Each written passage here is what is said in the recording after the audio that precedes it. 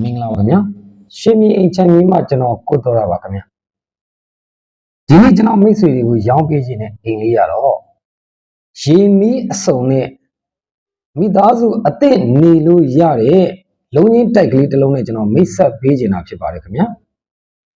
ဒီလေးရဆိုရင်ကျွန်တော်တို့ဂျိုးပေကောင်းမြို့ပေါ်မှာတည်ရှိပြီးတော့ရန်ကုန်ပြည်ဝေးပြေးကားလမ်းမကြီးနဲ့ဆိုရင်တက်တိုင်၄တိုင်ခန့်သာကွာဝေးတဲ့နေရာမှာတည်ရှိတဲ့အိမ်လေးတစ်လုံးဖြစ်ပါတယ်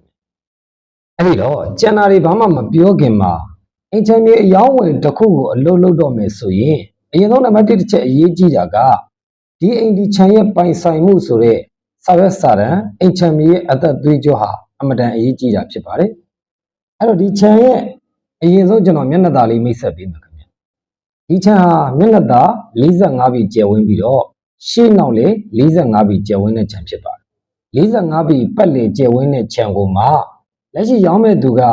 ဂယံအမိပေါက်ကိုယ်တိုင်ရောင်းချပေးမှာဖြစ်တဲ့အတွက်ကြောင့်ဝယ်ယူသူအနေနဲ့ဂယံတက်ရှိကိုအမိပေါက်ရောင်းတာဖြစ်တဲ့အတွက်ကြောင့်အရှုပ်ရှင်းကင်းပြီးတော့စိတ်အေးချမ်းသာစွာဝယ်ယူပိုင်ဆိုင်ခွင့်ရမယ်အိမ်လေးတစ်လုံးဖြစ်ပါတယ်ခင်ဗျာကဲတော့ဒီအိမ်လေးကိုကျွန်တော်နဲ့အတူတူအတွင်းထဲကိုလိုက်ကြည့်ကြည့်အောင်ဒီလေးဝင်ချင်းမှာဆိုရင်ကားပါတဲ့လူတွေအတွက်ကားထားလို့ရမယ်ကားပါကင်လေးအရင်ဆုံးမြင်တွေ့ရမှာဖြစ်ပါတယ်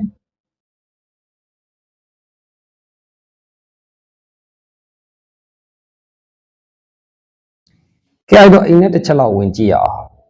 ဒါဆိုလို့ရှိရင်ကျွန်တော်တို့အိမ်မကြီးရဲ့ရှေ့မိန်းတကားပေါက်ဖြစ်ပါတယ်မိန်းတကားပေါက်မှာဆိုရင်တန်ပါကြတကယ်တစ်ချက်ပါမယ်နောက်ကျွန်းတကားအကြီးတစ်ချက်ပါမယ်အိမ်ရဲ့လုံခြုံရေးအတွက်ကိုတကားနှစ်ထပ်နဲ့ပြုလုပ်ပေးထားတာဖြစ်ပါတယ်ဒါဒီကနေဝင်နေဆိုတာနဲ့ဝင်ချင်းဧကန်အကျယ်တွေ့မယ်ပြီးရင်ဖျားကန်တွေ့မယ်ဒီဧကန်နဲ့ဖျားကန်မှာဆိုရင်လည်းအောက်ကျန်းကင်းအနေနဲ့ဟာမလေးရှားပါကီအကောင်းစားကိုခင်းပေးထားတာဖြစ်တယ်နောက်အိမ်ရဲ့အပေါ်မှာဆိုလို့ရှိရင်လည်းရာသီဥတုအပူအေးဒဏ်ခံနိုင်အောင်အတွက်မျက်နှာကျက်ညာတက်ဆင်ပြီးသားဖြစ်ပါတယ်ဒီဖျားကန်ရဲ့ဘေးပတ်လည်မှာဆိုလို့ရှိရင်အိမ်ရဲ့လင်းအားကောင်းကောင်းရစေဖို့အတွက်ပရင်းပေါက်တွေကိုပတ်လည်တက်ဆင်ထားတာတွေ့ပြီးတော့ဒီပရင်းပေါက်တွေမှာဆိုရင်တန်ပန်းတက်ဆင်ထားတယ်မှန်တကားတက်ဆင်ထားတယ်ပြီးတော့အိမ်ရဲ့ရာသီဥတုနေရောင်ခြည်တန်ခံနိုင်ဖို့အတွက်ကိုပါဒီပရင်းပေါက်တကားတိုင်းမှာခန်းစီလိုက်ကအလှများတက်ဆင်ပြီးထားတာလည်းမြင်တွေ့ရမှာဖြစ်ပါတယ်ဒီကနေတစ်ဆက်တည်းသွားလိုက်တယ်ဆိုရင်ဒါကျွန်တော်တို့အိတ်ခမ်းကျေကိုရောက်ရှိမှာဖြစ်ပါတယ်ခင်ဗျာဒါကတော့အိတ်ခမ်းဒီအခန်းမှာဆိုရင်လည်းမျက်နှာကျက်တက်ဆင်ပြီးသားပါမယ်အိတ်ခမ်းရဲ့လင်းအားကောင်းရရှိစေဖို့အတွက်ပရင်းပေါက်တွေပါမယ်ဒီပရင်းပေါက်တွေမှာလည်းအတွင်း